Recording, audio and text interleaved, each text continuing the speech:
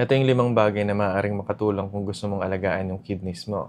Number 1, stay hydrated. Uminom ng sapat na tubig araw-araw para matulungan yung kidneys mo na mag-flush ng mga toxins palabas ng katawan mo. Number 2, dapat iwasan natin ang mga maaalat at mga processed foods. Kaya natin sila dapat iwasan dahil over time, pag masyadong maalat or masyado tayong madalas kumain ng processed foods, nakaka-apekto to sa function ng ating kidneys. Number 3, alagaan mo yung blood pressure mo. Kung palaging mataas yung blood pressure natin, nakaka-apekto to sa mga blood vessels at saka sa kidneys natin. Number 4, bantayan ang blood sugar.